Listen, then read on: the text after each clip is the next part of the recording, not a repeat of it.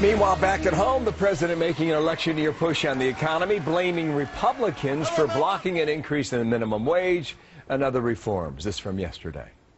America is stronger because of the decisions we made to rescue our economy and rebuild it on a new foundation, asking the simple question, is this good for ordinary Americans? Is this good for working people? So what's behind this now? Stuart Varney, host of Varney & Company, with me now. How are you, Stuart? Morning, Bill. Pivot to the economy, huh? Yes. Kind of, sort of, Stuart? I think that's exactly what the president is doing. He kicked off this pivot yesterday with his speech in Milwaukee, Vice President Biden in Detroit. Essentially, the president is saying to keep control of the Senate for the Democrats, he will shift his focus to the economy and the performance of the economy. As you heard, he says the economy is performing strongly.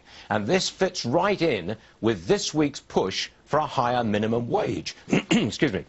You're going to see a push in 150 locations across the country for a higher minimum wage at fast food operations. You probably see some civil disobedience. You probably see some sit-ins. These two gel together. A pivot to the economy and its performance and a push for a higher minimum wage, which fits right into the strategy. If you're going to campaign on the economy right now, you're 60 days away from the midterm, 61, 62 days away.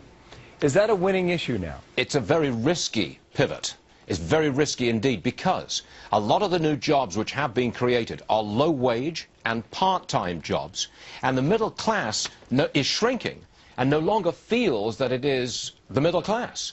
I've got a poll come out recently. In 2008, 72% of those polled said, yeah, we're either middle or upper class. It's come all the way down to 57% as of right now. That's a stunning decline in the number of people who perceive themselves to be part of middle America. So if you campaign on the issue of, I did this, I've got a strong economy, come out and vote for me some more, you're on kind of shaky ground. What are the other issues, though? I mean, you've got foreign policy. Well, that doesn't look too... out the wazoo, and, you know, you've got Obamacare, too. Yes, I think to some degree the president's in a corner, because it would be very difficult to campaign on foreign policy successes and very difficult to campaign on the success of Obamacare.